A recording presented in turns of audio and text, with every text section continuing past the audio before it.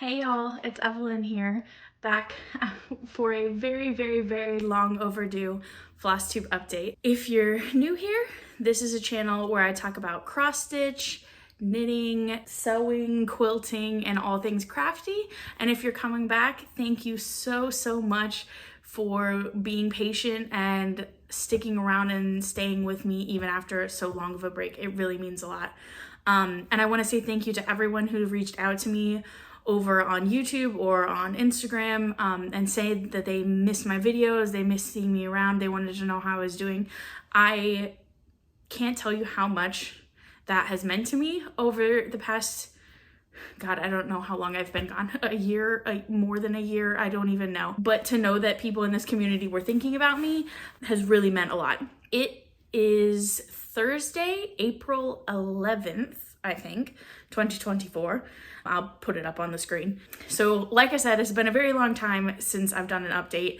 I'm back filming on my phone. I don't know if it'll be good. I need to remember to look at the camera and not at my face. I'm out of practice, so bear with me. And I guess we'll start with a big life update situation because a lot has happened since I've been on YouTube. And I made a post on this about this on Instagram last week, I think, sort of touching on a bit of things. But honestly, today I was sat working on cross stitch, watching a FLOSSTUBE video, which I haven't picked up. I've even been out of practice watching FLOSSTUBE, and I started and I just thought, do you know what? Today's the day. This might take me a couple of days to film this video because I have a lot I want to talk about and I don't know if I can do it all in one sitting. It hopefully won't take me too long to edit this and upload it, but you know, we're just gonna roll with the punches. Honestly, we're just gonna roll with the punches. So to start with the live updates, essentially the last time that you saw me, I was about to try to finish writing my PhD. And a lot has happened since then. I said at the time that I felt like it was going to be hard for me to keep my FLOSSTUBE going while I was trying to finish, and that ended up being true. It just took a lot of my time and my energy to be able to finish writing. So the last year of my PhD, I ended up getting external funding, which I'm sure some of you remember. If you're new here, this might be a lot of new information, but just again, please bear with me. There will be stitching, I promise. But yeah, basically I had funding for that last year, and then that funding ran out in May of 2022, maybe. I basically needed to finish my PhD by the middle of the next fall. But because I'd run out of funding, I actually got a job at my local stitching store in Cambridge. It's a sewing and yarn shop called Sew Knit Craft. If you've ever been to Sew Knit Craft in Cambridge, yes, and maybe we met, I don't know, hi. And so I was working there and I was writing, and basically that just kind of took up a lot of my time. I finally finished a draft of the PhD, I want to say in September or October of 2022. God, yeah, I guess it's been 2 years since I've made a video. Holy, woo, okay. Wow, it's been a long time. And basically when I finished, my supervisor had to look at it, I had to do another draft, etc., etc. I finally submitted, I think in October or so of 2022, and my viva, which is the UK word for defense, ended up being in December. If you can hear my air conditioning, apologies, it's very hot where I am, which is also going to be part of the update. But yeah, if you can, I don't know, I'll see it when I play it back. We can discuss how to deal with it in the future. But yeah, so my viva was in December. I ended up passing my viva with very minor corrections, which just means, you know, tweaking a little bit of the literature here and there and then turning it back in to get approval. And I was given, I think, 3 months to do the corrections in. I ended up finishing them. I took off Christmas for obvious reasons, and then I started back working on it in, I don't know, maybe February because I needed some time to think, and I ended up finishing my corrections by April. And then this is where things sort of started getting more out of hand. Essentially, the UK has been for 6 years going through huge strike action regarding the status of the academic profession in the UK, the casualization of workers, low pay, things like that. And there's been on and off strike action for almost the entire time I was living in England. But right when I submitted, they decided that they were going to go for a marking and assessment boycott, which meant that for the first time in all of that strike action, which had mostly involved teaching and like canceling classes and things like that, they were going to have people in the union refuse to mark final exams. And they decided to extend that to masters and PhDs. So my finally submitted, just only needed the corrections approved PhD actually fell under the marking boycott, and so it could not be approved. And it took 7 months for it to be able to get approved. So my PhD wasn't actually approved until I think September or October of 2023, almost a full year after I had finished writing it. And during this time, I basically just worked at Sonnet Craft and kind of dealt with I don't want to be too much of a downer, but kind of the mental health turmoil of not feeling like I could finish the PhD and sort of feeling like I was having sort of a quarter life crisis, as it were, about, whether I was going to be able to continue being a historian. And it was just a lot. But it was finally approved. I graduated in November.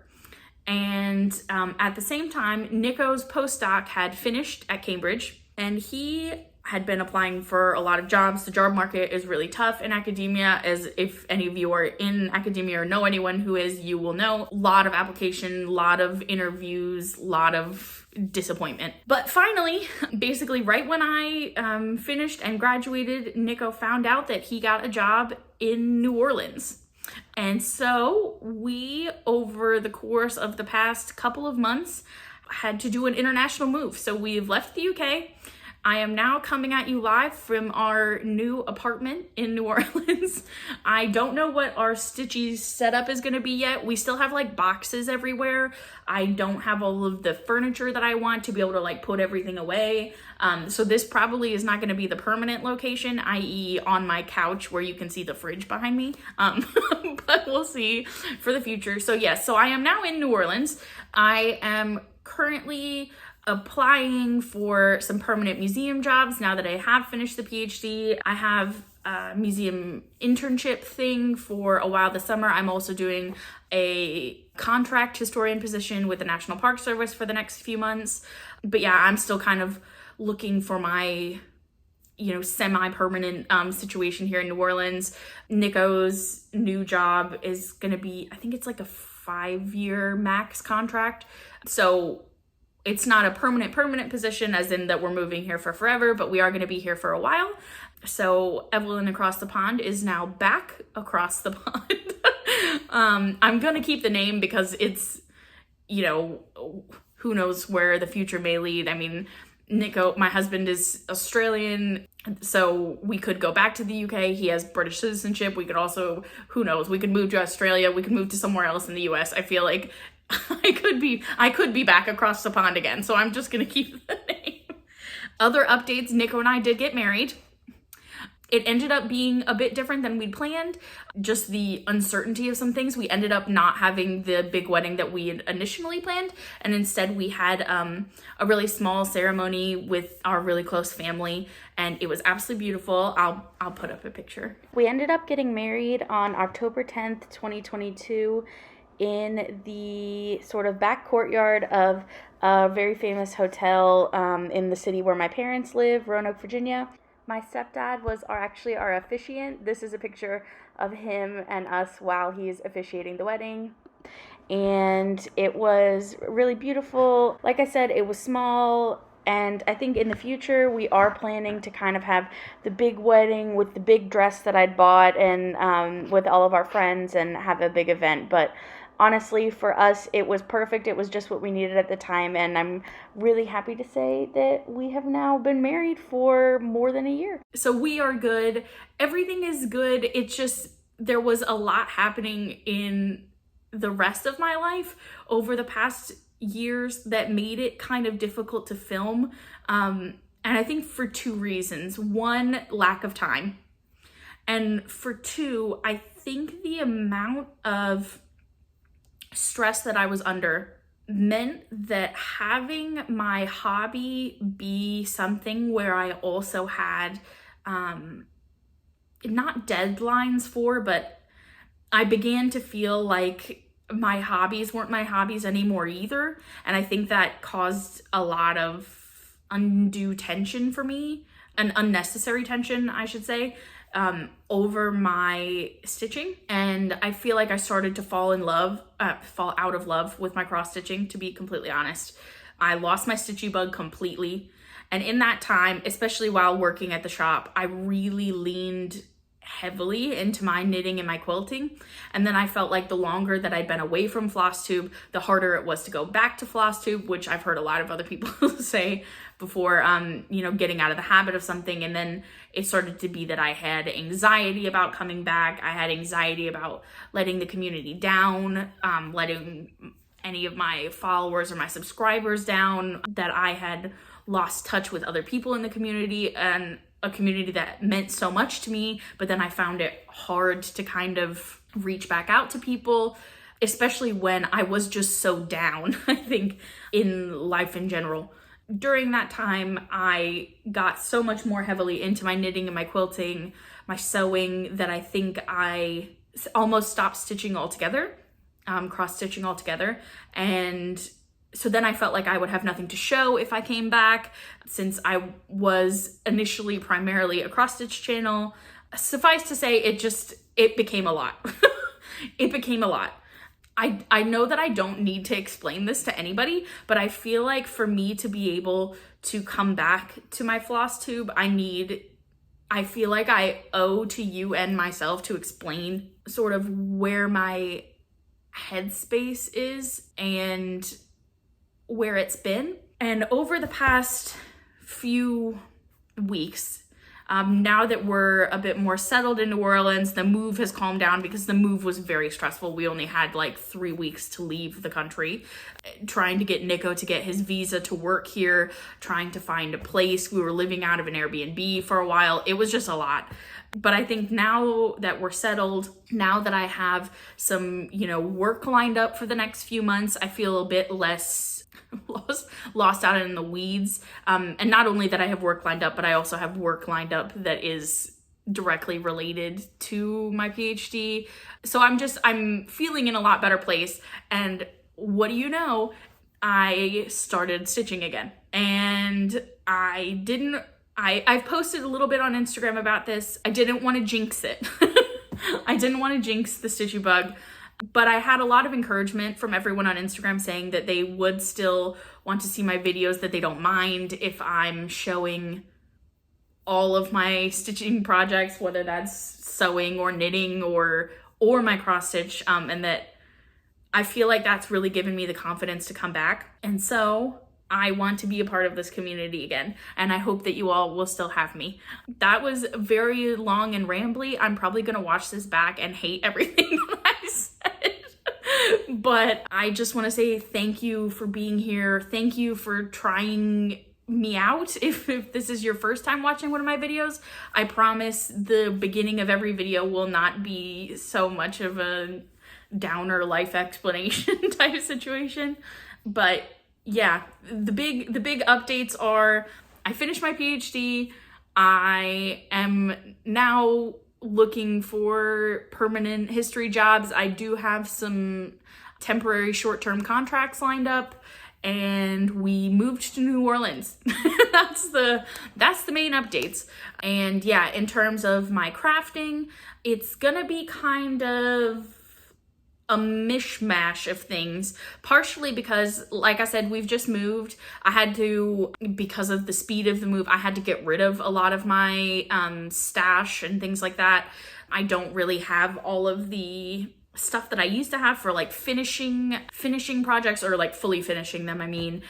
So some of my things that were once fully finished now don't have a frame anymore, so I'm gonna have to be able to refinish those at some point here. So yeah, we'll we'll see. Basically, you're coming along with me for the ride. It'll be a bit of a crazy journey, but you know, hopefully we're in it together, and I am really excited. This has been something that I've been thinking about doing, honestly, for probably the past year. I've wanted to come back, and it just felt like there were so many obstacles, and then the longer I was, the bigger the roadblock became.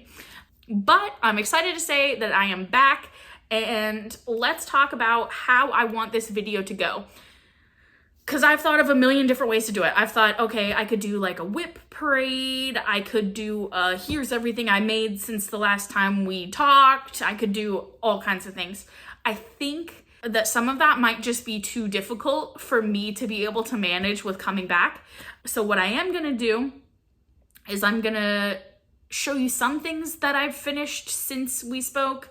I have UFO'd some things, I think, in the move. So if you don't see them, it's because I got rid of it. Or well, not everything, but some of it might be that. I'll try to show things that I'm actively working on. I'll show my knitting. I've also thought about showing some of my finished knitting objects, because I think I've knit probably like 40 objects in the last 2 years. I've done a lot of test knitting for designers, things like that. I have a finished quilt next to me that I thought I would show. There's a lot of things. So basically, get a drink, get a snack. This is gonna be very long. I might split it into multiple updates if I feel like it's getting too long, because we're already like 20 minutes in of just me describing what happened in my life. But yeah, it feels so good to be talking to my friends again. You have no idea. Okay, let's start with cross stitching. Bear with me a second because I've got to get things set up. Okay, I'm back. I have gotten myself a drink. You've never really seen me in the US before, but in the US, I drink Diet Mountain Dew. I still drink my tea, in fact. Some tea over there. But my my main soda drink has always been Diet Mountain Dew, so you might see a lot of Mountain Dew in my videos from now on, because it's hard to get in the UK, and whenever you do have it, it doesn't taste the same. I like the American version. I did knit my sweater. I'll talk about that later on. I also quilted this pillow, which I can talk about later on. We're just gonna go through everything, and I'm just gonna have a good time talking about stuff. Some of these projects, especially with the cross stitch. Okay, let's start there. Rewind. Essentially, with my cross stitch, like I said, I have not stitched as much in the last few years as one might think. I've devoted most of my time to knitting and to getting into quilting and things like that. So there are not going to be that many projects that I have touched, honestly, in the last 2 years. This is my bag of finishes that I packed when I moved. I'm going to try to figure out what is in here that you haven't seen fully finished. And I tried to find, I have a folder of finished objects that I haven't fully finished yet, and I currently cannot find it. So I'm gonna keep looking. Hopefully I found it before the end of the video. Found it. It was in a different bag. The joys of moving, right? Okay, so project that I know that I finished, but that I don't think that you ever saw would probably be my Cozy Cafe by Frosted Pumpkin Stitchery. With some of these projects, it has been so long that I am not sure if I will be able to find where it was when you last saw it. But if I can find a picture of where it was when you last saw it, I will put it up on the screen. We'll see. This I started in, I do not even know. To be completely honest with you, maybe 2021. I am honestly not sure. But this is one of the main projects that I did work on during my hiatus, as I shall call it. And this, I did have it fully finished back in Cambridge. My original plan, if you remember, from when I was working on Cozy Cafe by Frosted Pumpkin Stitchery, which looks like this. This was their year-long sale a couple of years ago. And my original concept, which you might remember if you've watched my previous videos, is that I wanted mine, because it's set up like a cafe menu, I wanted mine to actually look like a cafe chalkboard menu. So I did mine with a fabric color conversion. So I did mine on a really dark fabric. I'm using it's the Blackboard fabric by Hand Dyed Fabrics by Stephanie. I cannot remember what the actual name is, but I'll put it on the screen. But I had finished mine, fully finished it, and I think I did put this on Instagram as a chalkboard. Like, I basically hot glued it to a chalkboard and then I glued like a little fake piece of chalk on it so that it looked like a cafe menu. I no longer have the chalkboard because I had to take that out of it for moving, so I just have the project stuck to the tacky board. I use this brand for that. I'll put a picture of it. I use this brand for when I want to use a sticky board for finishing instead of poster board and pinning. It sort of depends on the project. For smalls, I almost always use the sticky board. I learned about it originally from Liz at Elizabeth Can Stitch, and I find that it works great. Here is my version. So as you can see, I did mine on a chalkboard fabric. I am going to refinish this on a chalkboard at some point over the next few months when I get to fixing everything so that I can hang it all up in our new place. But yeah, here she is. I did this on a slightly smaller count. I think this was listed as a 32 count hand-dyed linen, but honestly with the hand dyeing, I would say that it measures at like a 36 count. So mine is a bit smaller than the pattern suggests that the size will be. But you can see this pattern by Frosted Pumpkin, which they are my favorite designers. If you are new here, Frosted Pumpkin is my favorite, always will be my favorite. I love that kind of like kawaii kind of style. But yeah, so this one has beading, which this is one of their, I think, only projects that's ever had beading. So there's some beading on the raspberry mocha there, on the lemonade, the strawberry seeds, in the latte, these little sugar crystals. I love this one. I love the pumpkin spice latte. Over here in just the regular like drip coffee on the donut sprinkles are beads as well. And yeah, I absolutely love this. So it's all of the drinks that you might order from a cozy cafe menu.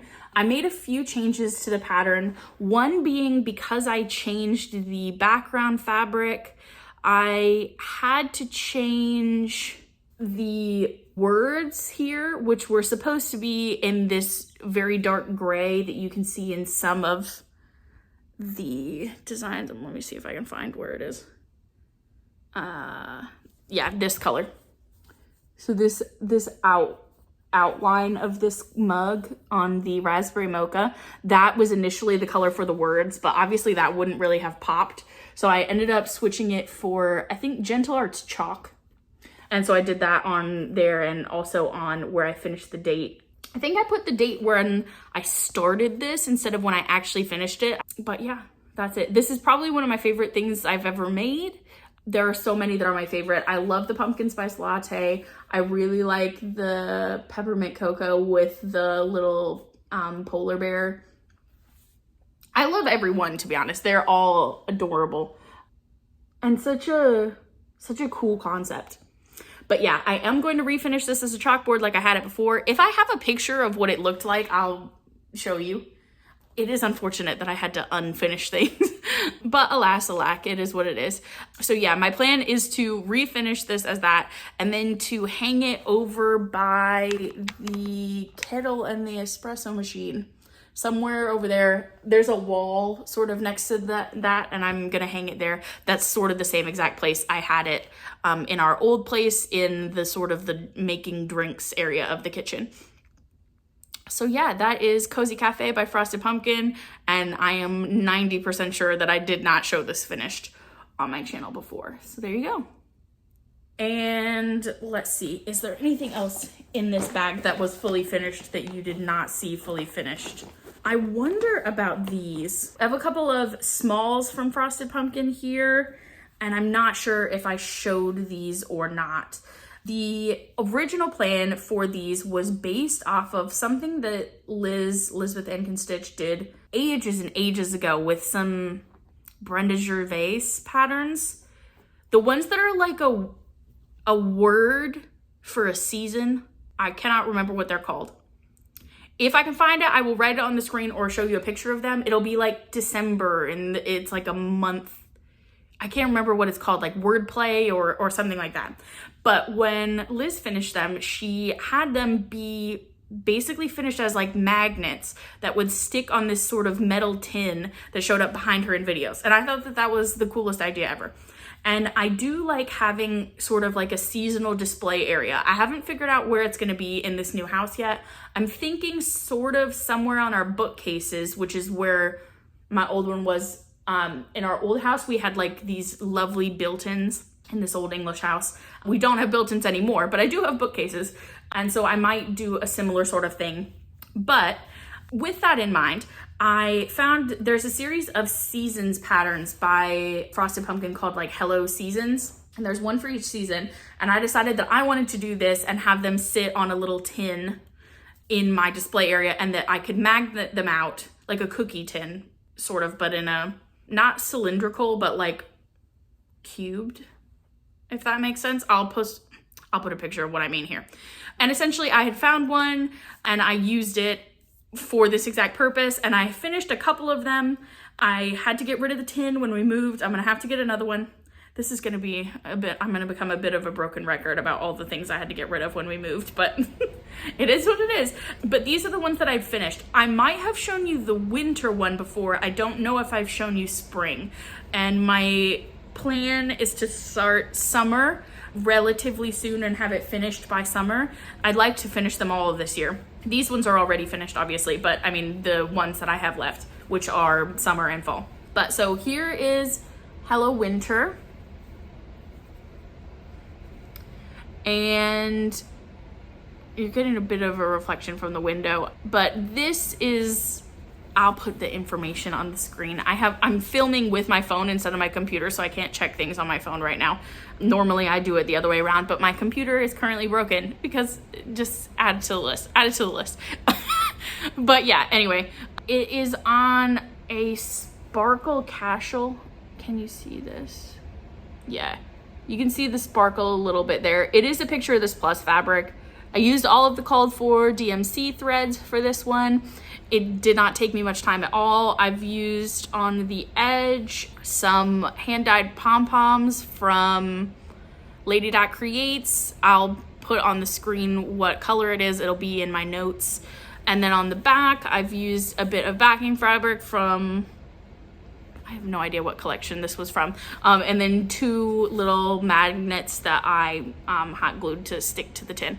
And then when I'm not using them, they live inside of the tin. So I get it to be sized, you know, sort of perfectly for this. I don't use much of a border on this. They're supposed to sort of look like a Polaroid camera printout, but I didn't use, oh, you can see the sparkle there a lot better.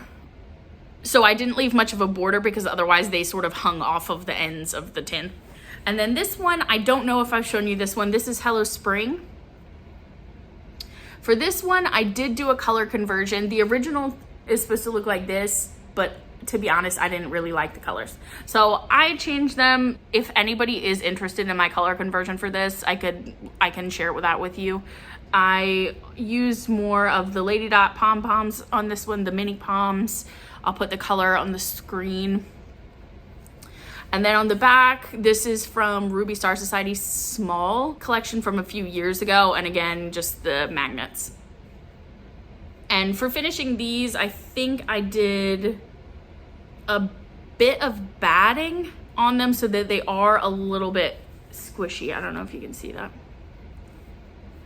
This one turned out smaller than the other one, I think because I'm using different fabric sizes. I think this one is definitely on a 28 count, and I think this is a 32 count. So that it is a little bit smaller. But yeah. So the plan is to do summer and fall and to find another 10. I don't know if I've shown you both of these before, but if I haven't, anyway, that is partial plans anyway, that I want to finish the other 2. Hello everybody, 'tis I, Editing Evelyn, back the next day with wet, fresh shower hair and a new knitted item. Well, it's not new to me, but it's new to you. I have discovered that there were a couple of items that I could not find yesterday. I knew I had more cross stitching than what I was able to show, and it's because they were in yet another secret bag. But I found the bag. I was laying in bed at night at like midnight, and I was like, where are they? And I got up out of bed and I found them. So I'll start with the one that you have seen before. This was a whip and I have since finished it. And then I have, ignore if you just heard Alexa do her dun dun. And then I have 2 that are a start and a finish that you have not seen. They are all 3 frosted pumpkin because this is who I am as a person. Get used to it. And so the first one is Gobble Til You Wobble by the Frosted Pumpkin Stitchery. And the last time that you saw this, it looked like this. I had basically only started the border.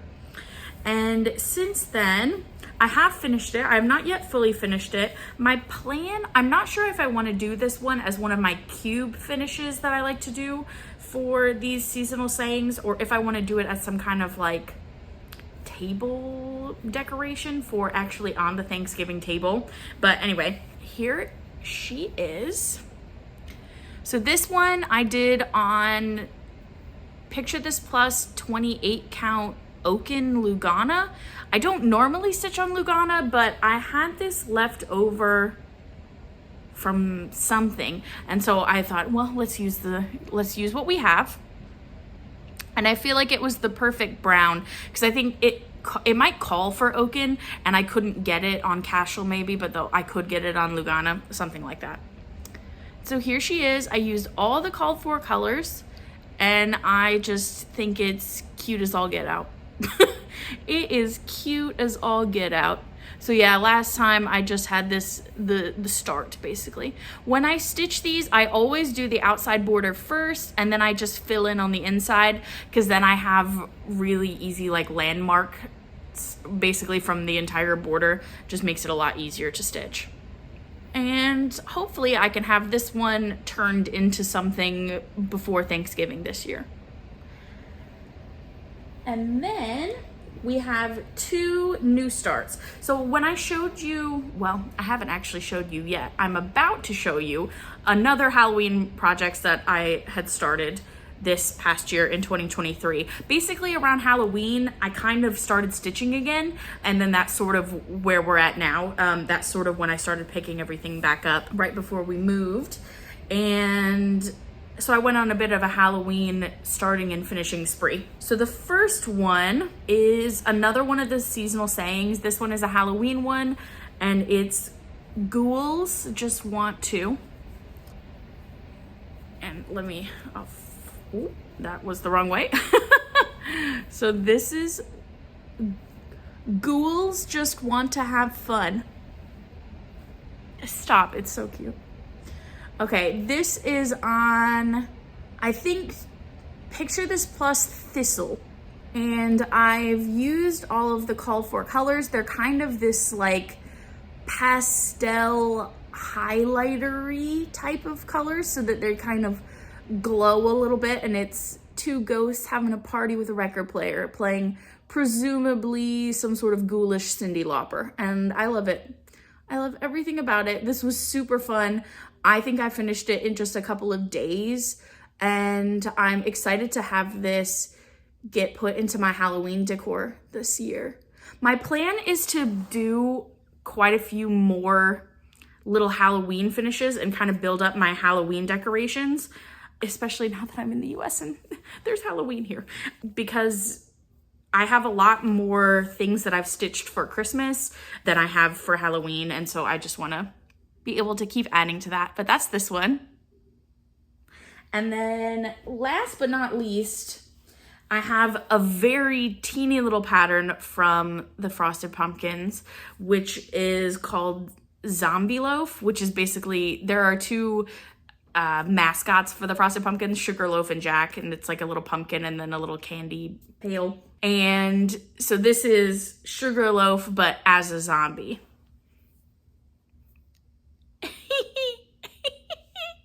And he wants brains. I did do a bit of a color conversion on this one. I don't think I had all of the colors. I'll show you what it was supposed to look like. And I did do a little bit of a color conversion on this one. The fabric is Color and Cotton Granny Smith, which I got in one of my Fabric of the Month clubs. Again, everything is so wrinkly. Alas. I used, I think, exclusively hand-dyed threads for this one, and I think I subbed in quite a few Color and Cotton colors.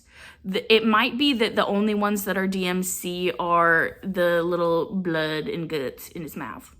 But I love this. I don't know what I'm thinking, maybe like a teeny little pillow or something. It is very small. I don't, for scale. I mean, it's a teeny little small. But I left myself enough border that I could make a tiny little pillow. So I think that is what I will do. And I do have leftover scraps of Halloween fabric that I could use as the backing. So that'll be something that gets finished closer to Halloween time. But yeah, those were my 3 that I hadn't found that I had finished, and I wanted to make sure that I showed them to you while I am still editing the video. So yeah, back to Evelyn of yesterday, showing you the rest of her whips. But yeah, I don't think I have any other finished objects that you have not seen before. So I will show you some whips that I've worked on since the last time that we have spoken. Just kidding, I discovered more things because I went back and I looked at my last video and I discovered more things that I finished since the last time we spoke that you don't know about. So I also finished, this was framed, I need to reframe it, I Forget the Rest by Lindy Stitches. I did this on the called for Picture This Plush Tarnished. My only change is I did, oh, there's a little fuzzy on it, oops. I did have to, I've talked about this before, I was supposed to use the called for Classic Colorworks Petite Maison, I think, for the branches, but mine was blue. Whatever my dye lot, oh my god, another fuzzy. Whatever my dye lot was, it was blue, so it didn't really work. So instead, I think I used chalk by Gentle Art. I think Lindy's dye lot, the body on these 2 owls were a little bit oranger, if that's a word, than on mine, but I absolutely love this. This is me and Nico in a nutshell. This is one of my favorite things I've ever made. Oh, I just love looking at it. But yes, I finally did finish this and I fully finished it. It just needs to get reframed now that we've moved house. And I think I'll put this in our bedroom. It was right outside our bedroom door in our last house. But yeah, I'll let you see it a little more. I use, other than what I suggested with the Petite Maison, everything else I used was the called for DMC and the called for overdyed floss. Okay, so this one was a huge one. I think a lot of people associate me with this project. This is 100 Owls by Owl Forest Embroidery. I started this project during the pandemic when it was a stitch along. It took me a lot longer than the time of the stitch along to finish it and to fully finish it as well. So here she is. She has not been ironed. She is right out of the moving box. So just, you know, bear with. But that is her. I think I started this in 2020, if not 2021, but a very long time ago. And I have finished it as a wall hanging. So on the back, I have this lovely owl fabric from Lewis and Irene, which is a UK fabric designer. All of the white owls glow in the dark. So yeah, this is from, I think it's Nighttime in Bluebell Wood is the collection name. Working in a fabric and yarn store made it for like a year, has made it so that I have a lot of collection names by heart now. But yeah, I think this is Nighttime in Bluebell Wood. And so that's on the back, and I have my little logo in the corner, and then yeah, on the front. And I did a bit of a fold over binding. It's not the neatest ever, but it gets the job done. And the plan is to use, I think Liz Matthews was the one that I initially heard about them from, but they're like sort of wooden poster hangers where they like magnet to the top and the bottom. And that's how I had this stored in my last house. And I'm gonna get some again and sort of have it hang on the wall after I give it a very, very good iron. But yeah, owls are my favorite animal. And so this was a big labor of love. The pattern originally called for Owl Forest's own hand-dyed threads. I did not use them. I ended up using the DMC conversion, and the fabric that I used is Zweigart something green. I'll put it on the screen. It's a very, very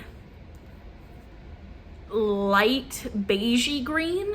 It is more green in real life than it ever comes up on camera.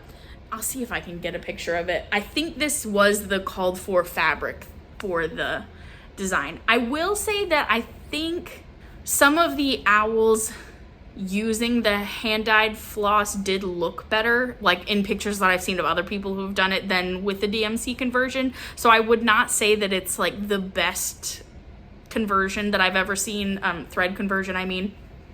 But I'm still really happy with it. And yeah, there are exactly 100 owls here in this design, hence why it's called 100 owls. So yeah, this was really fun. It's a bit stylistically out of my comfort zone compared to other things that I make, but I still love it so much to this day. So yeah, I just need to re-get a poster hanger for that one. So now to whips. Right, let's start with what I worked on sort of the longest ago, as it were. Around Halloween time of 2023, I was stitching a bit again. And so I worked on a couple of Halloween projects, one of which is a new start, and the other two were existing whips, but I'm just gonna show them all at the same time. So the first up is a project that I've been working on for a while. This is in a series that I'm doing. I have stitched all of the Hello trees from Caterpillar Cross Stitch. Previously on my channel, you can see my versions of Hello Petal and all of the other seasons. Hello Deer, Hello Petal, and Hello Sunshine, I think is the name of the summer one. I finished those all before. The only one that I did a drastic change to was the Hello Petal tree, which I made big changes to that one along with Sean Craftivating Creations and Morgan Honeybee Stitcher, who is now What's Morgan Stitching. I think in the time that I've been gone, she's changed her name, which is totally fair. I just need to remember to not call her Honeybee Stitcher. But yeah, we all made kind of drastic changes to the tree because I think none of us, or well, at least Sean and I definitely were less into the Easter palette. I wanted a different spring palette, but I am now working on the final one, which is Hello Pumpkin, the fall tree. And I've been working on it for ages. This, if I can find a picture of where I was when you saw it last, I'll put it up here. And this is where it is now. I definitely have worked on it since then. I've got some parked threads, so just bear with me. I am using the called for DMC for this, and I'm doing it on 28 count white from Zweigart, so they're all the same size. I'm usually a linen stitcher if you are new, so I almost always am stitching on linen, and this is no different. And I think since the last time you saw it, I made a bit more progress at the bottom of the tree, but then I got kind of bored working at the bottom of the tree. The bottom of the trees have never been my favorite part of these. I really like stitching all of like the leaves and the little motifs, especially since me as a stitcher, I really like to do like teeny little bits of color completion. which is really fun to do, where it's like, ooh, I'm gonna pick up one strand of, you know, this blue, and then I'm gonna do all of the little leaves that I can see that have that blue in them, and then I'll do another, you know. So I quite like stitching the inside of the trees for that reason. So then I came up here and I made a big start on the owl, which is gonna end up looking like the owl needle minder that I have there, which that was the needle minder that came with the Sal. I didn't buy this as a kit or anything. I just bought the needle minder separately. But that's where I've gotten to on him. Maybe this will be a finish this year by this fall. That would be nice. I finished them all on little easels and I have them stand up. I do still have the easel. I think I kept the easel. But yeah, I like to have them stand up throughout the season on their little easel. And I do it on poster board with a backing fabric, and then I do the Lady Dot Creates pom-poms around the edge. Because I think I originally saw that Sally from Caterpillar Cross Stitch had it finished on an easel in one of her like promos for the design, but she didn't have the pom-poms around the edge, and I feel like the pom-poms just add a little something, you know? And I keep this in this project bag that I made, which has, it's like a Moda leaf motif. I like to do the vinyl front project bags that are the Liz tutorial, which if you have seen any of my videos before, you already know that. So this is like a Moda leaves pattern. And then the backing is, God, what brand is this? I can't quite remember. If I remember, I'll put it up on the screen. But it's like a fall foresty type vibe. So that's the one that's in. And then the next one that you've seen before is in a bag that has seen better days. It was my first ever attempt at quilting a bag. And as you can tell, it is absolutely skew width on the back. My straight line quilting is much better now, but this is my first one I ever made. So like props to me for attempting. This is from Moda Lello Boutique's Folktale collection, which is one of my favorite fabric collections. And then inside is another one of the colorways of that Owls fabric from Lewis and Irene. You can tell how old this project is because it's back when I used to use these like plastic cards for my floss drop. I now use and have done for a while the Pip and Chip floss drops. I absolutely love these. But this project is so old, I'm not going to change them out. I'm just going to leave it in there. This is a Stitch Rovia project. It also has a very long parked thread. I tried to take all of the needles out when I moved so that they didn't like rust on any of my projects. So there's just sort of hanging thread. This, I cannot remember what exactly it is called. I will put it up on the screen. God, I'm so out of practice. I'm so sorry. This must be so boring of me being like, I actually don't know what it is. But yeah, it's Emma Congdon, Stitch Rovia. It was originally in one of the Cross Stitch magazines, in one of their like October Halloween editions. I got it off of Readly originally, which is like a magazine subscription service thing where you can look at different cross stitch magazines and it's just for them. You can also look at any other type of magazine as well, but yeah. And here's how far I've gotten, which is not very far at all. Since the last time we've seen it, I basically added the beginning of the witch. I'm doing this on a Picture This Plus fabric. I'll put the name on the screen and I'm using all the called for threads. It's like DMC, and then I think in the pattern it calls for you to use another one of the DMC for the sparkles and stuff, but I'm actually subbing it with a Krynic because I thought it would look better because I like sparkle to actually sparkle.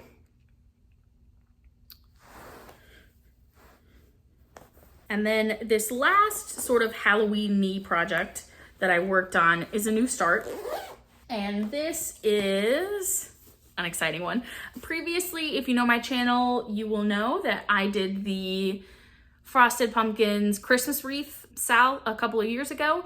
And I am now working also on the Halloween wreath, which came out in 2022, 3, I can't remember. I did start it for Halloween this past year. I am doing this one on Coloring Cotton Dried Violets, which was part of the fabric of the month from September 2022.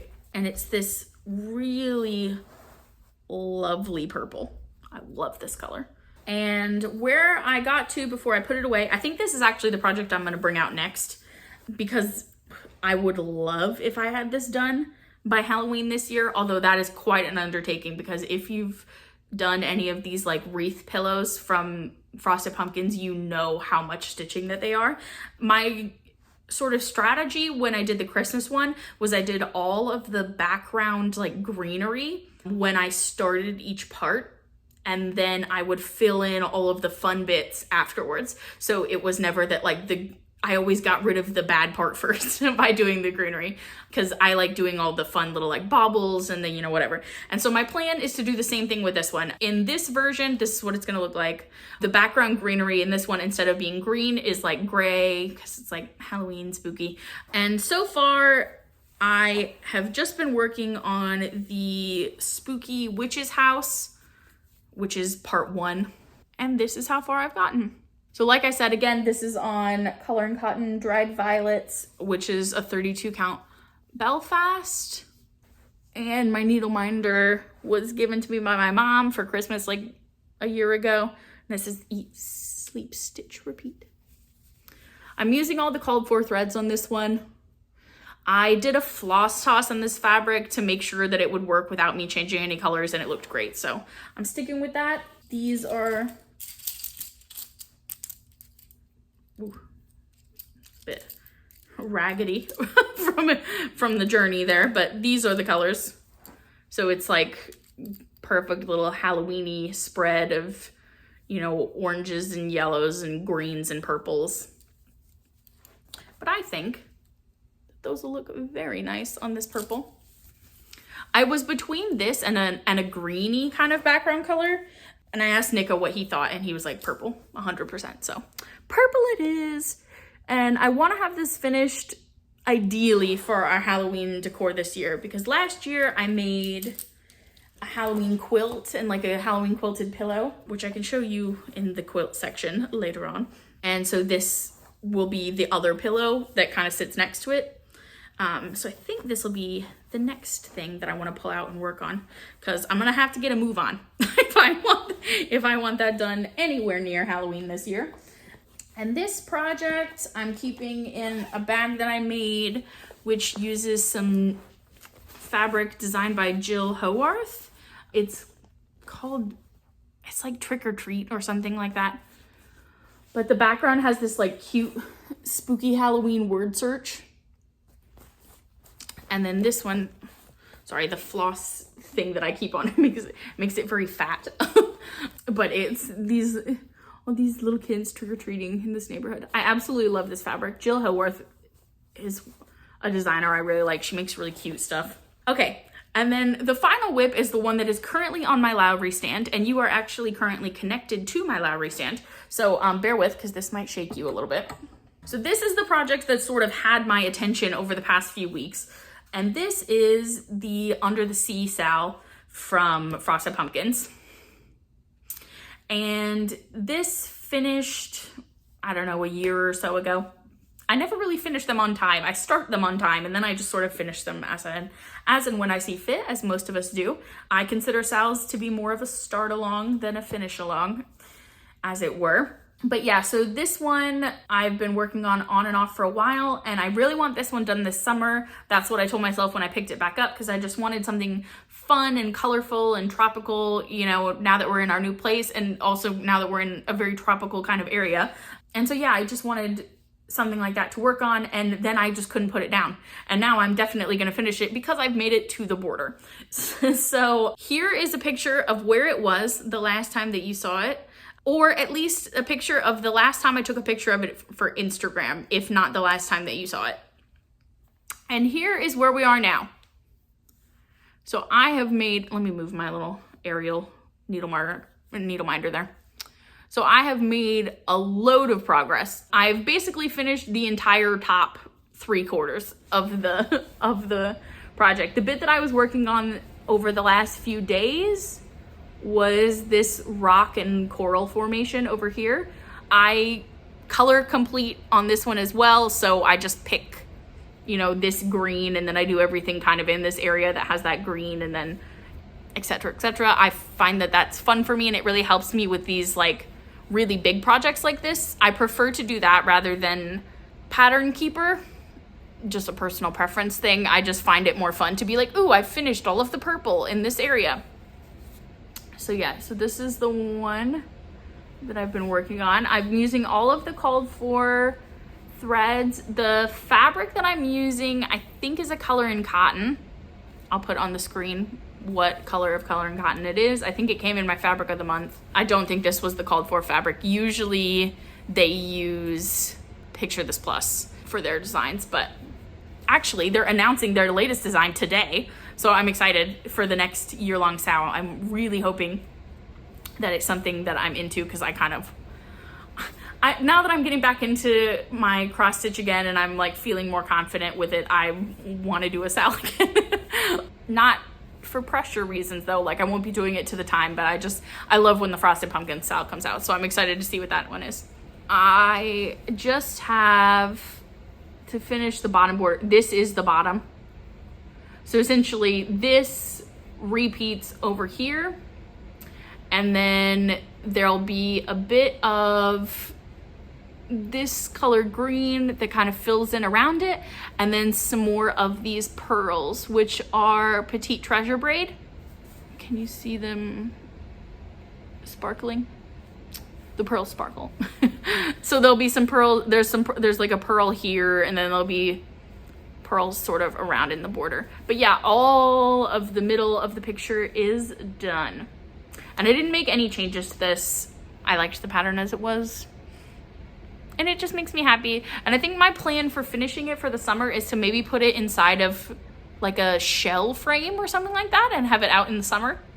I don't really have anywhere in my house that's like a permanent location for an under the sea picture, but yeah, my thought is it goes with summer decor, and I put like shells and pearls around it on a frame and go like Michael's hot gun crazy, but hot glue gun crazy. But yeah, that's where I'm at, and I'm excited to get back to finishing this one and then, you know, pull out the other one. Okay, and that is all of my cross stitch projects that are like active or have actively seen work on them. I do probably have like 15 or so whips in my stash that I haven't touched. Oh, last thing.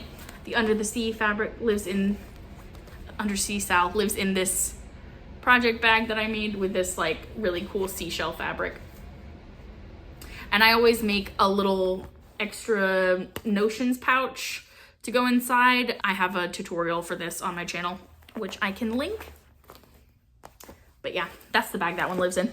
But yeah, I have a lot of other whips. They're just not really active, so I'm not really going to talk about them until I decide to pull them out again, because again, I don't want to jinx my stitchy bug coming back. So we're going to take it one step at a time. I think next would be to move on to my knitting whips, things that I'm currently working on. I'm thinking that I might do a separate video of everything that I've knit in the last 2 years. Comment down below if you would like to see that. I can go through the different projects that I've made. I will tell you about the one that I'm currently wearing. This is probably one of my favorite things I've ever made. This is the Lily Kate Makes Circumference Sweater. Lily is one of my absolute favorite designers. Let me see if I can. Yeah, this is a really, really nice, comfy sweater. It's got a nice decreased detail in the sleeves. So the sleeves kind of have like they are a balloon shape, but only on the outside, which is quite cool. And it has this neat piping detail on the collars, this like colorwork piping. It has twisted rib on the cuffs and at the neck, like a folded over twisted rib collar. And then it has this really sort of simple circular yoke construction with the cool benefit of the colorwork stripes that kind of alternate. My version is kind of similar to the one that Lily did herself, which I can put a picture of here, but I just sort of changed the tone of the colors a bit, and I used more of like a beige grayish kind of a base color, which is funny because I don't really like grayish, but I do in this And the yarn that I used here is all Valley Yarns Superwash. They're all like 80s themed, so it's like Careless Whisper, and like the names are all 80s themed. But yeah, that's what I'm currently wearing. This is probably one of my most worn favorite sweaters I've ever made. I've also made a lot of like summer tops and things like that, which I can show you in that video. So yeah, I might make that as like a little side video. But okay, moving on to my current whips, ones that I have definitely been working on. So, and I'll do recent finishes as well. So we'll start with recent finishes and then I'll do my knitting whips. So things that I have finished since coming to New Orleans, or like started around Christmas time and finished just recently. We will start with this one. This one I actually started about a year and a bit ago when I went to Unravel Festival in the UK because I got the yarn there. So this is the Drea Renee Knits Montana Mountain Cowl. It is a twisted Mobius cowl, which is why you can see this twist in here. It means that basically you have like a permanent twist that helps keep it like slouchy and a cool shape. This one I'm using a fade, which I'll post a picture of the fade here, that I got from Adventures in Yarncraft, which is a hand dyer in the UK. And it's like a single silky merino singles. So it's basically a single ply merino. Can you see? It's this one here. And then the background blue color that kind of goes throughout all of these like stepped mountains is a Malabrigo sock in Impressionist Skye, I do believe. Malabrigo sock and Impressionist Skye. The fade didn't have a name, it was just available at Unravel. So you can see I think in the original version, Drea Renee, Andrea Mowry, calls for using Spin Cycle yarn dyed in the wool and like ghost whatever. She loves that color. But I instead just, which basically is like a repeating variegated colorway within itself, but instead I just did the fade and then I would restart it. So I would do one repeat in each color of the fade and then I would just start again. And this is what it looks like on. Oh, and it is like an infinity, so it's double-sided, so you basically knit it in a little circle. And that's what it looks like on. And see, this is what the Mobius does. It gives you that like cute infinity scarf slouch. Absolutely love this. And I just finally finished and got to sew it up this past week because I had to wait to get new blocking mats in our new place since we moved. And so I hadn't been able to block it for ages. It actually looks really cute with this sweater. I might wear these together. What do you think? The other one that I finished recently that's like a scarf was a little test knit that I did for my bestie Iris of Iris Makes. She and I became really close friends when I was living in Cambridge, and we did a lot of sewing together, dressmaking specifically, which is part of how I've gotten into dressmaking over the last like 6-7 months to a year, was from hanging out with Iris, and I would go to her house and we would sew together. But she is also a knitwear designer, and I've knit quite a few of her patterns, which I can show you in the knitting video that I'm gonna plan to do, which I've decided over the course of filming this video. But she recently released one of her most famous designs is called the Falling Leaves sweater, which I'll show here, which I have actually made a version of, which here is mine. And it has this lovely like fall lace pattern on the circular yoke. And she also has a shawl that goes along in the same collection, which the shawl looks like this. And she recently just did an update to the pattern so that the shawl also has a mini scarf version, because the mini scarf thing has kind of taken the internet by storm over the last like 2 years. And I test knit the mini scarf for her. So here she is. Here's the lace pattern. So there's these parts of it are in a garter stitch, and then these parts are in stockinette.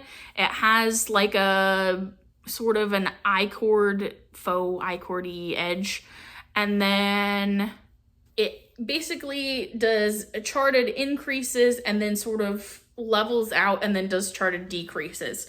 My version is shorter than the pattern calls for. There's actually supposed to be 2 repeats of this like flat rectangular bit, but I wanted to use up the yarn that I already had, so I could only have 1 if I wanted to use up just that one skein. It does use like 50 grams of DK, and I had this in stash. This is 100% alpaca from Cusco alpaca, sorry.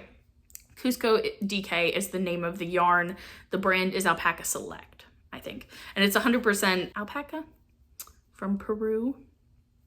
And it's really soft. And I did it in this coral color. I think it's called Rose. But it fits perfectly as a little mini scarf. And I like to wear it like this. And I actually finished this like last week. This also goes great with the sweater. I tend to make a lot of things in the same colorways because I like specific colors, but then they all conveniently go together, which I always seem to be surprised by, but of course they go together because they're all the same colors. But it's great because it means that my things that I make are very wearable. So yeah, that's this, and it has, you can see some of the fun little lace when you're wearing it, but I absolutely love that. I would keep wearing it, but it's kind of hot, so I'm gonna take it off while the AC is not actively running. And then the last one that I finished recently is a sweater. And this is the Shocking Stripes sweater by Tori Yu, which I will show here. This one I did a bit of modification to, mostly in terms of the gauge. So I've had this yarn that it's basically the first hand-dyed yarn I ever bought, which is from Sorella yarn. And it's the Tea Time colorway from the Downton Abbey collection, which I bought in their re-release of like their greatest hits colorways. It looks like this. And I've had it in my stash for a year. And over Christmas, I was kind of working through a bunch of whips and I finished a lot of them.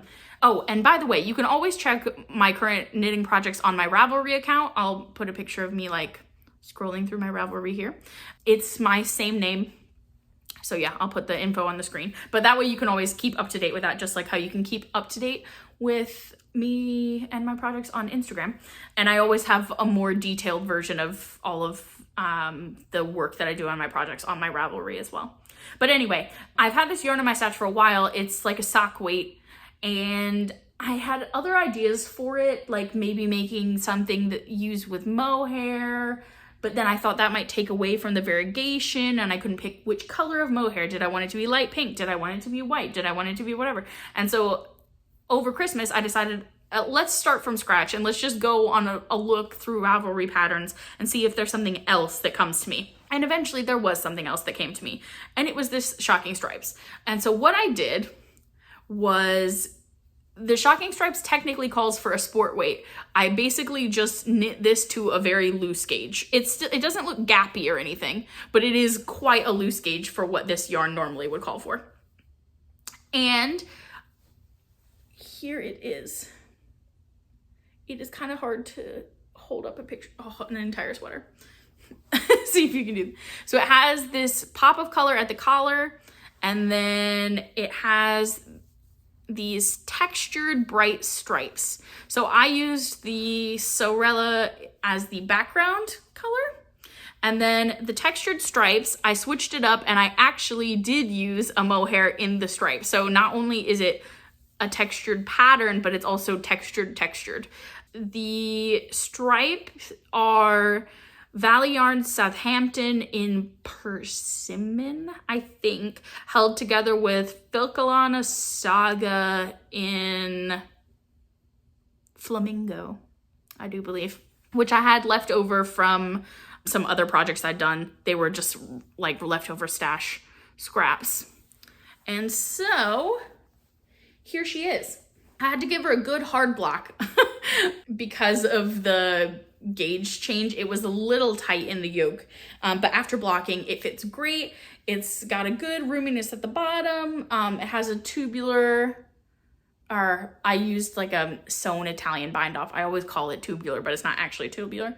An Italian bind off on the 1x1 rib. It has some nice German short row. Oh, actually, I don't know if they were German short rows or if they were another type of short row.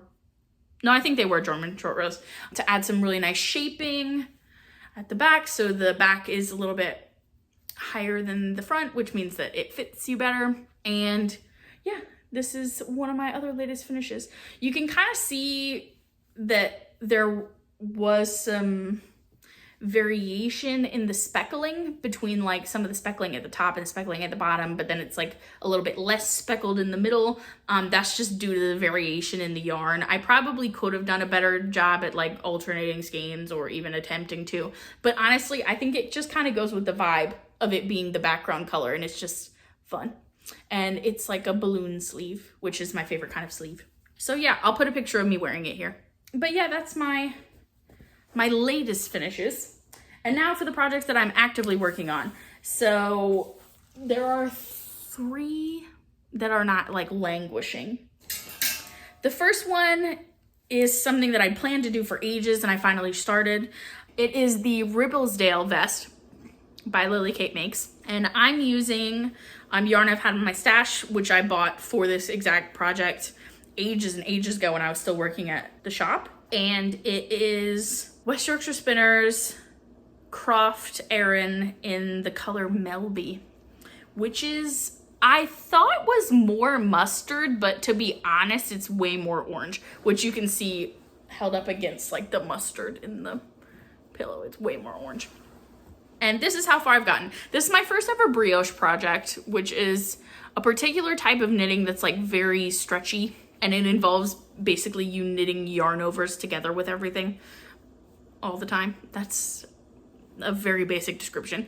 But this one is a bottom up cast on. So I have finished the bottom body because it is quite cropped because it's just a vest. And then I have split. So this split here is the other underarm. So this is the one front side underarm, the back. And then the bit that I'm currently working on is the other front. If anyone's wondering what needles I use the Knit Pro / Knitter's Pride Symphony needles. And I really like their Mindful Collection cables, which have a 360-degree twist. I don't know if you can see. But basically, I can twist the needle without making the cable spin. So your work never gets like twisted up. And the cables have stainless steel on the inside so that they don't get the kinks stuck in them permanently, which they can do with plastic cable. That's where I was going with that. Sorry if there's a bit of like a weird reflection. The issues of filming with my phone again. But yeah, so this is where I'm at. I am on one of the fronts and I've started doing the decreases. You can see it a bit better from this side, on the right side. I've started doing the decreases on this front and this bit so that it'll come up to that point. And then essentially once I've done this side, I'm supposed to work across the back, and then I work across the other side, and then I join them all together using a 3-needle bind off. And then you add neckband afterwards in 1x1 rib. So that's where I'm at on this one. I basically knit all of this while watching the original animated Avatar: The Last Airbender over the past like 3 weeks, because Nico and I watched a video that Drew Gooden did talking about the issues with the new Netflix version compared to the original. And then from that we were like, God, you know, we've never actually properly seen the original. And we watched the original. It is so good. If you need, it was on Paramount Plus. If you need to be able to, I don't know, feel things, watch that. But so anyway, that's where I'm at with him. And then the next one is my longest running whip, which is actually my Advent project from this Christmas. So for Christmas, I got the Fiber Fox 2023 Advent, which was called the Golden Hour. I'll post a picture of all of the colors here. I really liked the like promo photos for it because my favorite colors are like, you know, rust, mustard, pink, purple, that kind of vibe. And so I got the pattern, and for the pattern, I decided to knit Iris's Advent Wrap, which is a bit different than a shawl because it's like a jacket. I'll put a picture here. All of the patterns I knit are available on Ravelry, so I'll have them linked below. But I had finished one side over Christmas because I knit it like every day as I opened the color. And so this is the first side. And essentially right now it's just a long like blanket piece with this bit that was cast off and then this bit that's kept on live, where basically I'm going to join the two sides later. This is the back neck, and this bit folds down and becomes the front, and then you seam this side. I knit most things often circularly or without seaming. Like I do a lot of seamless knitting. So this will be actually probably one of my first projects that has like a major seam in it. But the reason you do that is so that you can get this really lovely texture. So it's a mix of garter with then these cool like slipped stitches in garter that make kind of an interesting like bobble type of look. I don't know how else to describe that. And then these here, which are a flower stitch, which you can see there. And this is with the fade, so it goes this way. I will say when I opened this Advent, I was kind of afraid because I don't really like brown. And it was like beige, which is not my favorite, and then the yellow, and I was like, ooh, yellow, and then the yellow went right into brown, and I started getting scared. But then once the orange and the pink and then the purples came out, I was like, oh, actually, it's really pretty. So that is one side that I finished over Christmas, and then I had a break of it because I was like, that was a lot of knitting. And now I have started the other side, and I am this far in. The one thing about this project is you have about 170 zillion ends, but I just try to work them every few inches into the, like weave them in every few inches, because otherwise it just would make me want to die at the end. But this is how far I've gotten. So I finished all of the creamy whites, and now I'm into the yellows on this side. And I had just done one of the slip rows, and here's the flower stitch there. And the Advent came with these stitch markers, so I like to use them for the project, and so that's fun. This is like the card that it came with that tells you what all the colorways are. So this was like the vibe, which I was very excited by this. Hence why I was sort of frightened by the brown, because like this isn't communicating brown to me, but I think it'll still look really nice in the end. And yeah, so that's, I just gotta finish the other side basically. So I'm basically to about here on the second half. So I got all this left to go. But the nice thing about the pattern is that Iris has like written it properly for you to do it with an Advent. So each of the color changes are marked very specifically, like, you know, cut color 6, add color 7, knit 2 rows in color 7, cut color 7, add color 8, knit, you know, so it's really easy to follow and to use an Advent for it. And that one I'm just kind of like working on as and when. But I am still gonna have quite a bit left over of each color, I think, at the end. So then I don't really know what I'm gonna do with the leftovers. Maybe I'll make some kind of like fade scarf or something. I don't know, that's the thing about, because I don't think I would have enough left to like make a whole sweater out of it or something. So that's something for future me to think about. And then my final whip that I'm working on is actually a test knit that I'm doing for Lily Kit Mates. And that is her movement tee, which is this, which is like a summer t-shirt pattern of her movement sweater, which has this sort of like raglan eyelet detail all down here and then down the sides.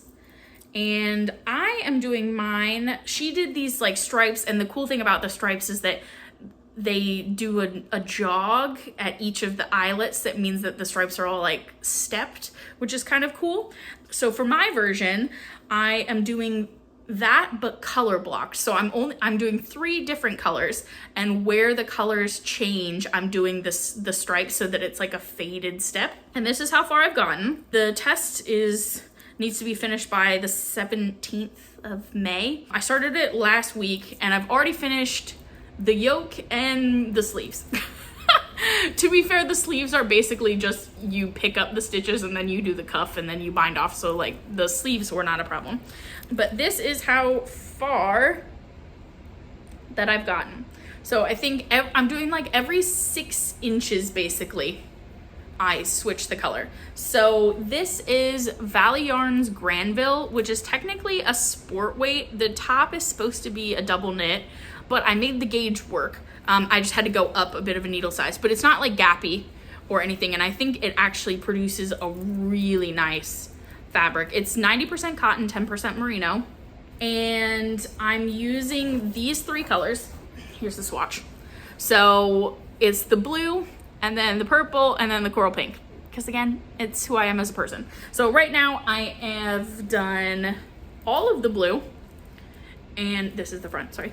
I've done all of the blue, and I've done the purple, and you can see here where like the jogged eyelets make the step happen. And so this detail will carry on down the front all the way to the bottom where there'll be a rib. It's got a folded hem on the sleeves and on the collar, a folded collar, which sits really nicely on. I can't wait to be able to block this to see how much, because it does kind of flip still because I haven't blocked it yet. It has a little bit of short row shaping at the neck, so it just fits really nicely. It's a compound raglan, so the raglan fits really nicely. Everything about this is gonna be really nice, and I think it's gonna be great for the New Orleans weather. So just imagine, here we are here, you know, 3 more inches and then boom, right? It's gonna look really good. So that's where I've gotten to with that. And I'm just kind of alternating between working on this at night and working on Under the Sea. Last night I did both of them, and that was kind of fun. I did like an hour or 2 on the one, and then I was like, actually I'm gonna knit now. And then I did that, and then I was like, actually I'm gonna stitch again. But that is where I'm at with all of my knitting whips.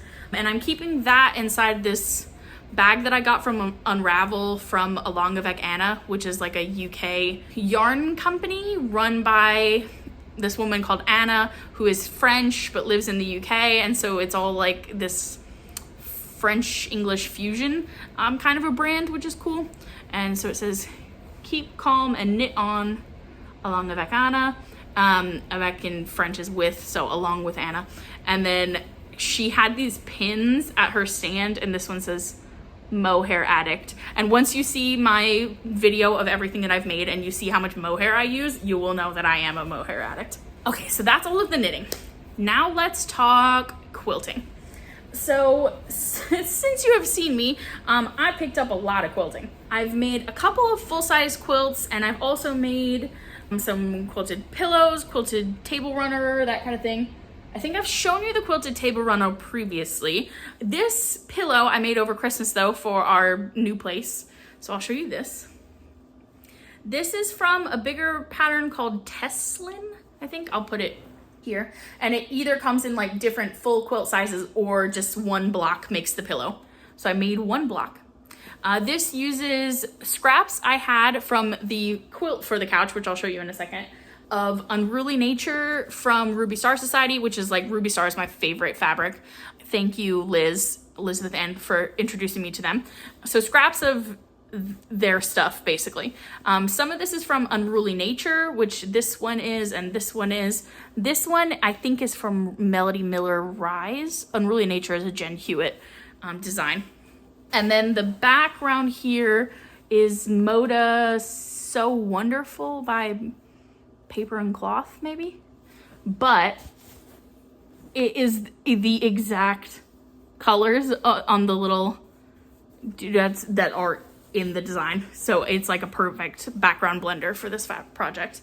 I just did an envelope pillow, and then I did a binding around the edge, and I quilted it on my home machine, which I got a new machine for Christmas. I'll show you here. It was kind of like a big step up. It was my moving to the US machine, because machines are way cheaper here, fun fact.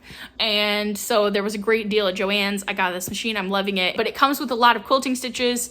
And so I did this like wavy stitch on the diagonal, which is one of my favorite ways. It became one of my favorite ways to quilt things when I was working at the quilt shop. And yeah, I love this pillow. And it is out of the fabric that was left over from my couch quilt. So let me see if I can get sort of behind the couch so that you can see this quilt. This was part of Moda's, the pattern was part of Moda's like National Jelly Roll Day selection from this year. They do free patterns every year for Jelly Roll Day. This is the pattern. And I made it out of, I sort of modified it a bit. We had a half jelly roll of Unruly Nature in the shop. There were a couple of colorways in it that I didn't really like. So I picked out all of my favorites from the half jelly roll and changed the size of the quilt a bit so that they could be the colors that I wanted our house to be, like our new living room decor. So let me just pop around and see if I can show you this. Here I am behind the couch. Right, so this is how the quilt turned out. This is a really weird angle, isn't it? Whatever, you're just, it is what it is. So it has these sort of like suspended stripes that are then at an angle from each other. It uses one jelly roll if you wanted the full size pattern, or what I did, which was half a jelly roll, and which made it slightly smaller, but it's still a great lap size. And then it uses background fabric for the sort of like negative space. And the background fabric that I use is the same as in that pillow. So that's so wonderful. And you can see it pulls out all of the colors in the quilt. Absolutely love this quilt. On the back, I used this pattern from the Unruly Nature collection. And then I bound it with the same mustard colorway, just like the pillow. And I also use the same quilting technique, which is just straight line quilting with the wavy line on a diagonal. And it makes for just a really nice pattern that doesn't like detract too much from the design that I made, but it also, you know, adds a little something something. And I did it in this coral pink, which pulls out, you know, kind of this colorway. But so this is the aesthetic for what the living room is going to become as I add more throw pillows and art and all that kind of stuff. And so I'm really pleased with this. And then I have shown you my Christmas quilt that I made previously, but I mentioned earlier the Halloween quilt, so I'll grab those. So this pattern is a free pattern that I got from Fat Quarter Shop, which I will put up on the screen. And this I made back in like September, October-y time. Can you see this? I know when Liz shows her quilt, she like goes in the backyard in front of her pool, but here you go.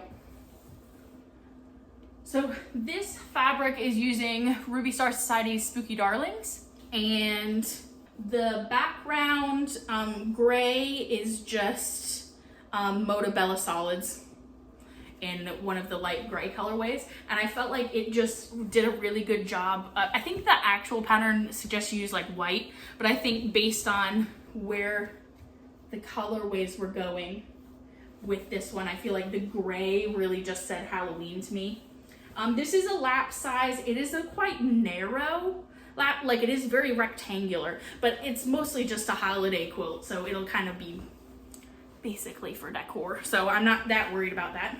And it used, I think, one charm pack of the Ruby Star, one charm pack of the plain, and then a little bit extra backing fabric of the plain for these larger plain blocks.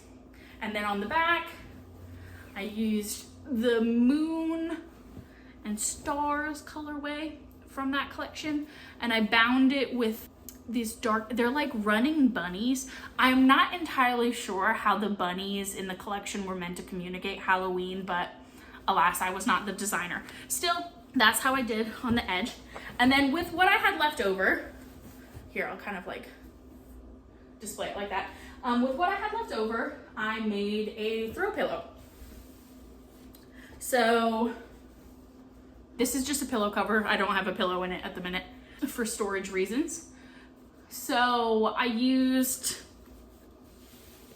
what was left of some of the charm pack. I designed this myself. I used what was left of some of the charm pack squares that I had to make up for this because it was kind of like mini, what are these called? Where it's like 4 teeny ones in a square. All the ones that I had left over, I sort of pieced in here together along with this kind of lattice stripe of some of the leftover. I had a fat quarter of the purple pumpkins and I had a fat quarter of the green.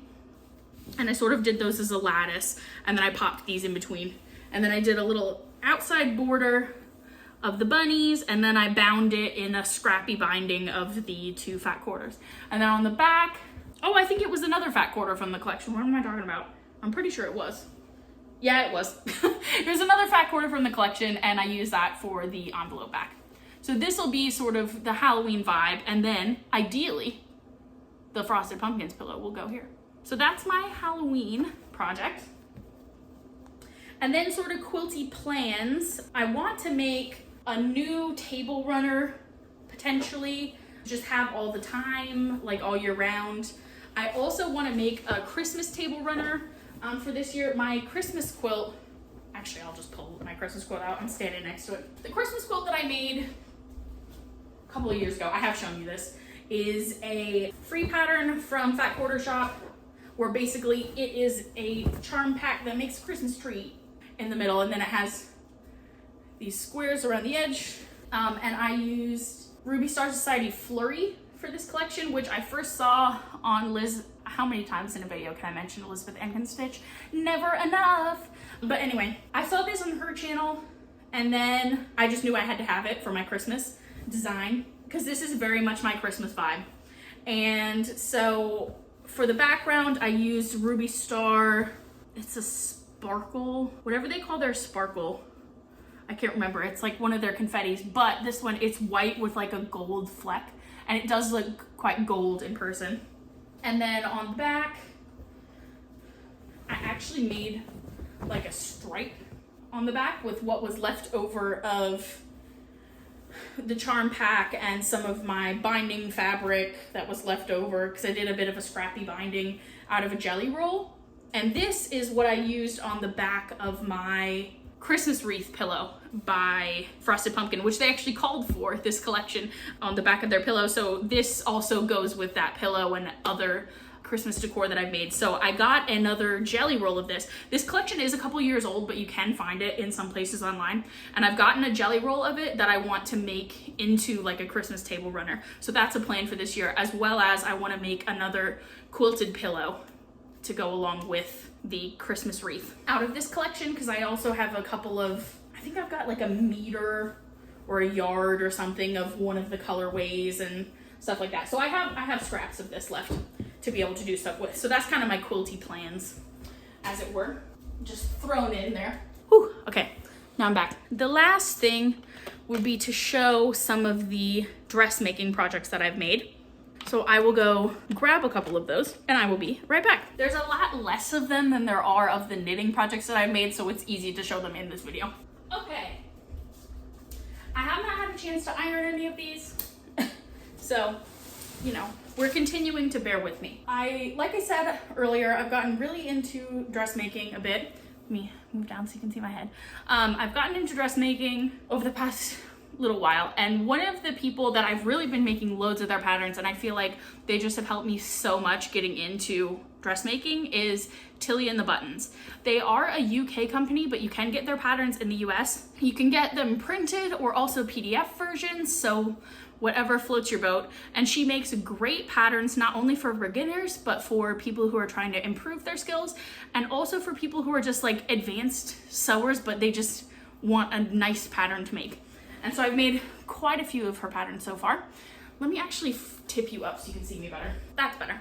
So I'm just gonna go, maybe I'll go in order that I made them, or you know, whatever. I started out making some very simple skirts. I'm not really gonna show those today, but then I sort of ventured forth. So this one, like I said, they all need a press, so ignore. Okay, so this one is the Tilly and the Buttons Stevie Tunic / dress. So this one can be either a top or a dress. I made the dress version. So it is basically like a tunic slip dress, and it's super great and comfy.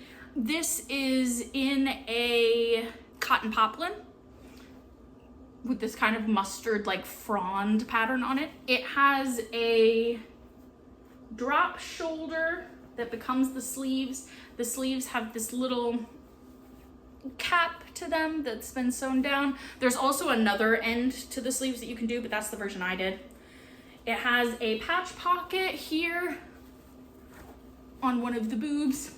And then on the back, the tunic top has this nice sort of cutout detail here. And then it has a tie right at the neck. And there's some really nice shaping that's done here with where the seams are on the back. And it's like a short little mini tunic dress. I love wearing this in the summer with like some sandals and big earrings. It's perfect. And that was the first dress that I made. And then from there, for my birthday this past year, I got a couple of patterns for my birthday and some fabric, and I really got to town. So these are some overalls, which I made. They're, in the UK, they're called Dungarees. Dungarees, overalls, whichever you prefer. And these are the Tilly and the Button Erin Dungaree pattern. And I did them on a cotton linen viscose blend.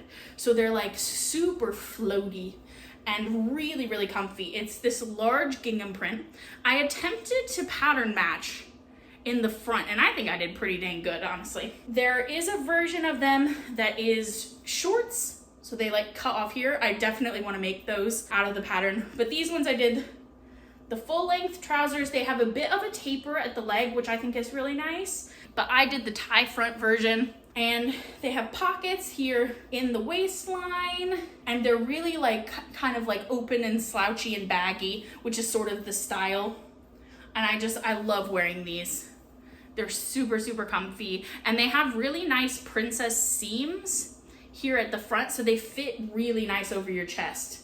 I don't know if you can see where this line is. That's the seam, and so it sort of acts like a bust dart almost, so the bib sits really, really nicely. Love these. Can't wait to make the shorts version. Then the next thing I made was this, which this one is probably the wrinkliest because of the fabric type. So this is a viscose crepe, and viscose crepe, it just crinkles. That's what it is. This is the Tilly and the Buttons Mabel Dress, which looks like this. It's like a summer peasant style type of dress, and you can make it either with short sleeves or long sleeves. I did a short sleeve version. The skill this really helped me with is doing this kind of like ruching, elasticated, not smocking. The word is absolutely lost to me at the minute. I'll put it on the screen, which happens at the sleeves and at the waistband. And it's a tiered dress. So it has this extra ruffled tier at the bottom, which I love. It uses elastic to make this kind of square boat neck. And then it has a ruffle at the front, which is kind of hard to see right now based on the angle. And then it has a bit of a split neck that then ties in the front.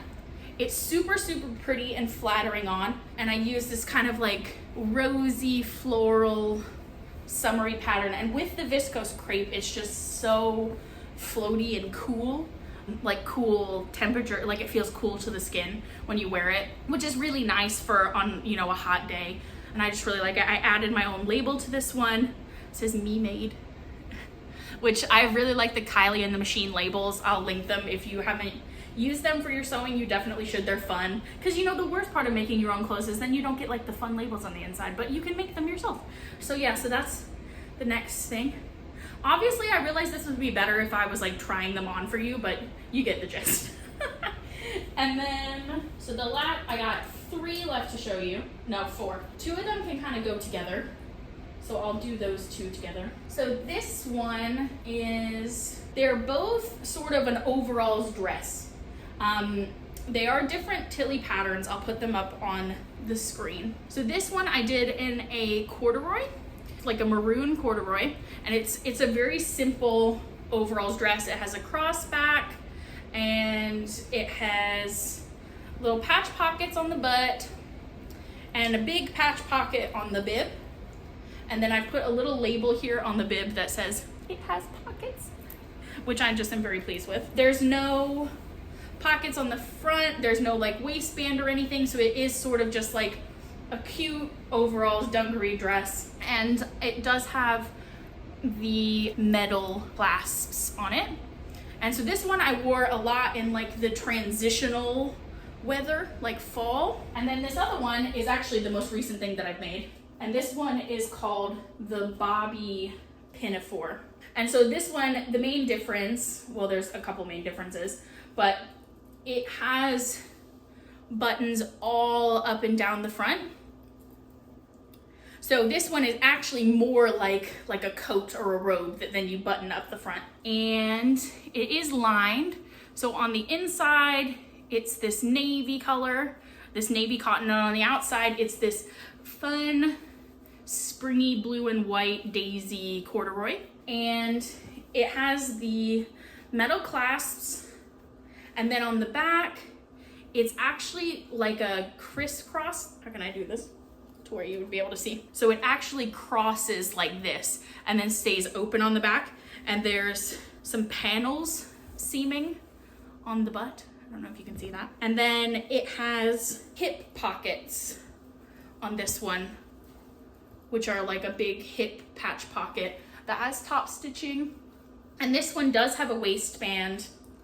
And this pattern also comes with a skirt version, which I really want to make, that basically is like this bit, where it has buttons on the skirt and the hip pockets, and then you can wear it as like a little skirt. You can make it out of like canvas or corduroy. And I think it's really nice to be able to wear stuff like this with all of my sweaters, especially with like cropped sweaters and stuff, because I don't really love wearing cropped sweaters with jeans. I prefer to wear them with like a skirt or something like that. And so this is kind of perfect for that kind of design. This one unfortunately doesn't look as good on the hanger because of the crossback thing. It likes to do this like bunching in the back, but I'm really, really happy with this one. It turned out really good. And this one I got to sew on my new machine, so that was fun. And then I got 2 left, one of which is like my favorite thing I've ever made, which is this. So this is the Tilly and the Buttons Marnie dress. And this one comes with a lot of different options for like some tucks on the front, these detailed tucks, or ruffles, or tucks and ruffles, and all kinds of different stuff. For this version, I just went with ruffles. This is a lovely viscose that I got from Hey Sew Sister. Really cute fabric shop in the UK. I got this before we moved, and I have a label from Paige Joanna here that says another floral dress because of who I am as a person. And so this one is sort of like it got a cute empire waist style, where this panel from here, then it ruffles down, and then it's got ruffles on the sleeves, a ruffle at the neck. On the back, it has that keyhole with a button at the top where the ruffle meets, and then it has the ruffles kind of carry down the front along the princess seam, which is really cute. And then the sleeves have a balloon aspect to them with an elasticated waist, but they also have some ruffling here in the middle of the arm. So it just makes for a really cute shape. And then it's got kind of like a scoop high-low bottom, which is, it's just really, really cute. I love wearing this one out to like dinner or like stuff like that. And it's just a really, I love the pattern. So, so cute. I want to make a version, this also comes as a top, and I want to make the top version with the tucks and omit the ruffles, because for me, the tucks and the ruffles at the same time is just like a lot. I think, you know, no hate if you love that, but for me, it's like a lot. So I think I'm going to make another one with the tucks as a top. So that's on my plans. And then last but not least is the Tilly and the Buttons Skye Sundress. I told you I really like Tilly and the Buttons. I tend to be this way with like cross stitching. I'm like always doing Frosted Pumpkin. With knitting, I'm like always doing Lily Kate Makes. And apparently with sewing, I'm always doing my girl Tilly. She was originally on like the first season ever of Great British Sewing Bee, if you like Sewing Bee. But anyway, yeah, she has a pattern company. So this one is the Skye Sundress, and it's like a super cute tank top strappy spaghetti kind of sundress. Ooh, whoops. Although the straps are thicker than spaghetti, but you get what I mean. It has pockets in the side seams because we love a pocket. I just made this out of some really cheap cotton from Joann's. Cheap and cheerful, summer cotton, you know how you want a dress to be. And it has this kind of baby doll style to where it's ruffled at the bust and then it kind of just poofs out a little bit. It has some cute tucks on the bust line to create like a really nice shape at the bottom of the bust before the ruffles come in. It's fully bias bound. So this was like my experience with bias binding. You can see, and I made my own bias out of the fabric. So you can see there. So it's just really neat and clean edging. And it has these bow ties at the top of the shoulders, which are just super cute. And then on this one, I also put, it has pockets label, because again, you can never have too many pockets. And this one is just so nice to wear in the weather here. It's just like perfect for this weather, because it's just always hot here in New Orleans, which is not something that I'm used to, having lived in the UK for 7 years.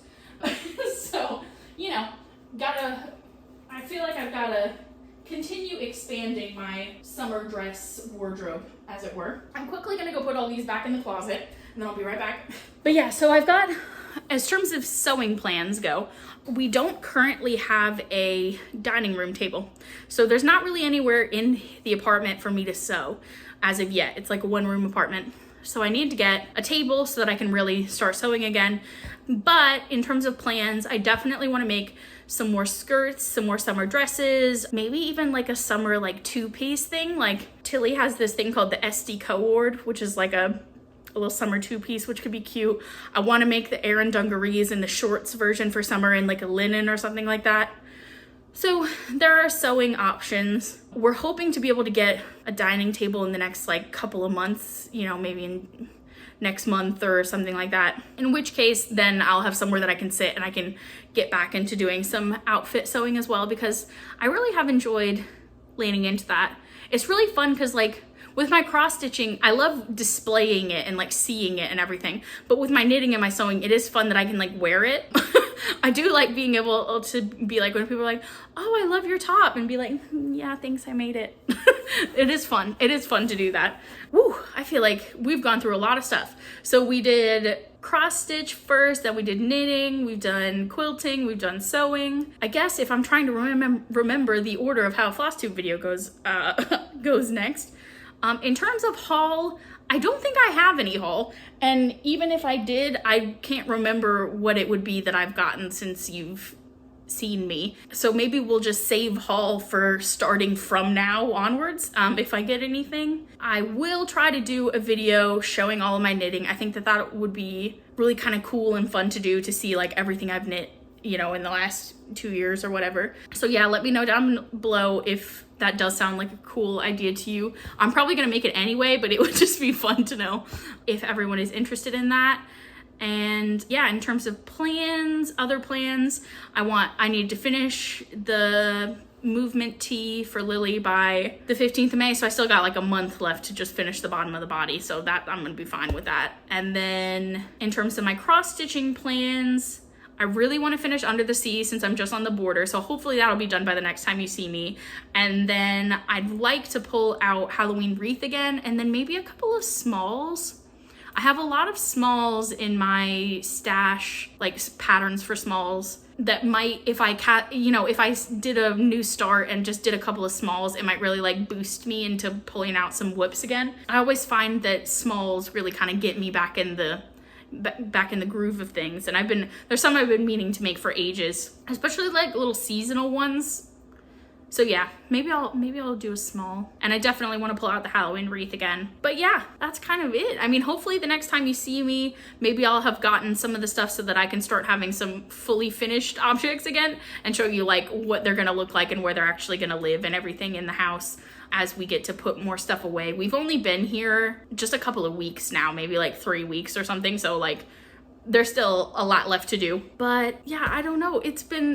I cannot tell you how nice it has been to talk to you guys and to film and to get to talk about everything that I've made, and oh, it's just so exciting. And I promise next video I'll be more on my game with like remembering all of the stuff that I'm supposed to say. That's the thing that was hard, is I kept being like, oh God, what am I supposed to say next? Like, what are all the things that I normally would talk about when I talked about a project? So I promise to be getting more into the swing of things going forward. And I just want to say thank you so much for sticking around and chatting with me. I know it's been a long one. Leave me your comments down below. Tell me how you've been. I'd love to hear from you guys. I can't remember what my outro used to be of what I used to say. So I'll just say thank you so much for sticking around. I can't wait to talk to you guys next time, and happy stitching.